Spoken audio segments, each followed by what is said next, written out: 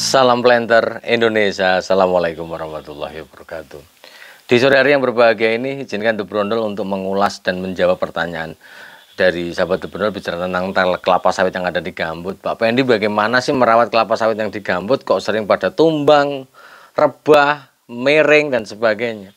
Maka di sore hari yang berbahagia ini saya akan mencoba menerangkan bagaimana mengenalkan sebuah pekerjaan yang namanya konsolidasi pokok dan apa saja sih penyebab yang menyebabkan tanaman kelapa sawit kita menjadi miring seperti ini atau rebah seperti ini.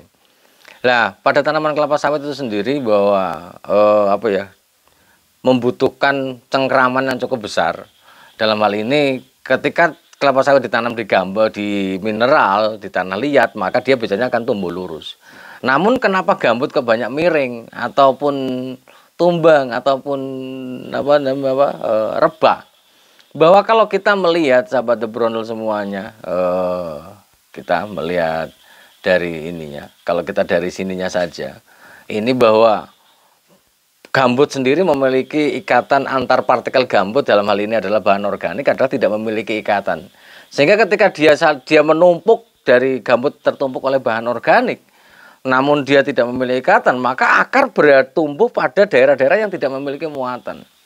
Dari sinilah mulai mitos-mitos muncul di masyarakat bahwa penggunaan urea itu akan menyebabkan bahwa kelapa sawit akan cepat tumbang. Kemudian kelapa sawit itu bagusnya digambut pakai ZA dan sebagainya. Kemudian harus ditanam miring dan sebagainya. Ini banyak hal yang ini.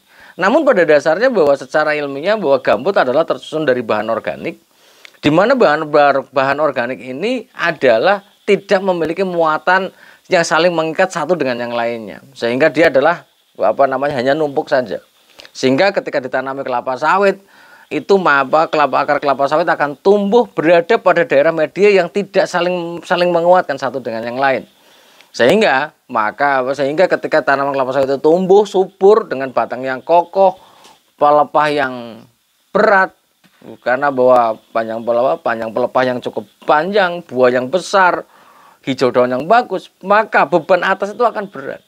Ketika dia beban atas berat, maka ya rawan tumbang, ya wajar. Kembali lagi karena apa? Karena di sini tidak memiliki muatan sehingga dia tumbuh dalam cengkraman yang lama-lama beban berat menokong beban yang terlalu berat tidak sanggup, maka dia akan miring dan miring. Nah, ini kita tidak bahas tentang kasus mungkin adanya kayak Ganoderma dan sebagainya, tapi kita hanya pure membahas sebuah tanaman yang disebabkan karena memang kondisinya adalah rebah atau tumbang.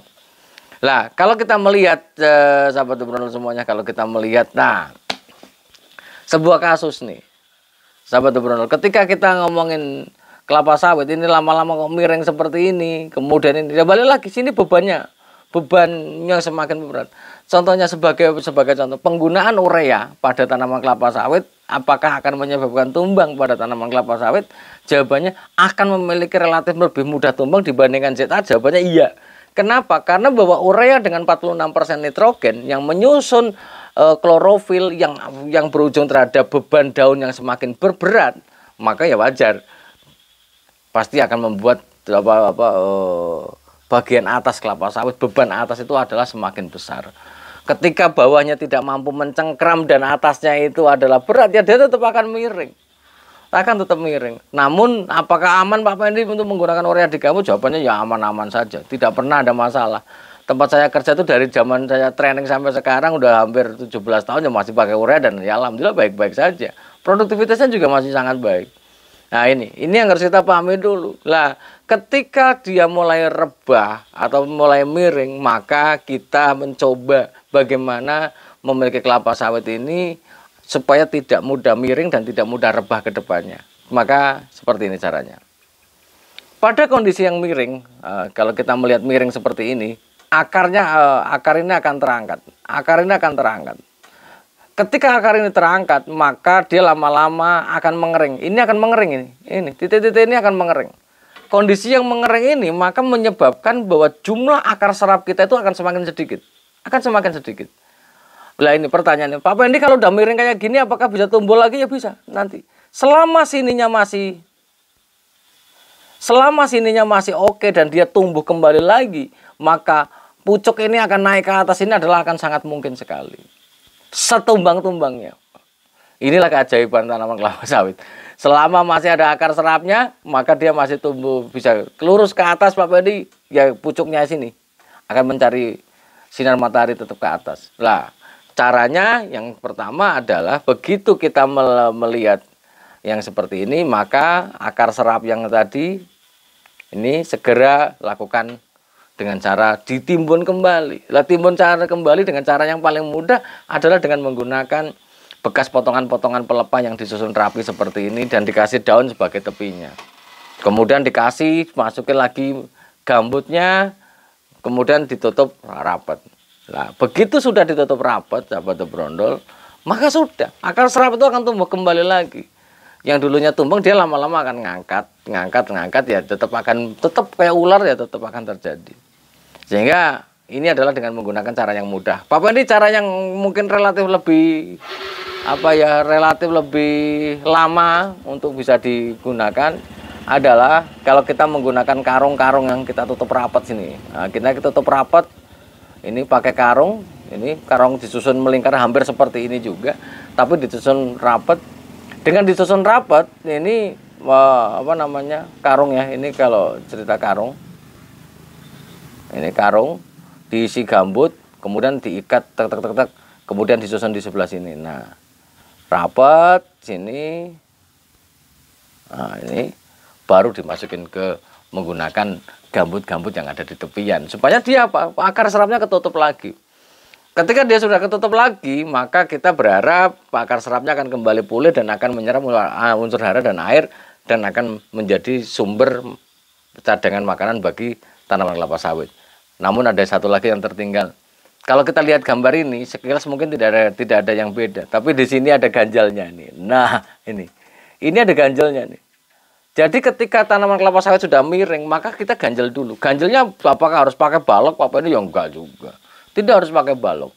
Ganjelnya kita bisa menggunakan karung bekas yang kasih tanah, diganjel, diletakkan sini. Supaya apa? Untuk menahan supaya beban itu tidak tambah. Karena posisi di sini itu berat, maka supaya tidak jengat lagi. Jengat itu bahasanya apa? Tidak terangkat lagi. Maka tetap harus diganjel supaya membantu supaya tidak mudah tambah ngangkat lagi, yang berujung dia nanti akan naik ke atas. Ini jadi pertanyaan yang tadi adalah diganjel dulu, ini diganjel dulu.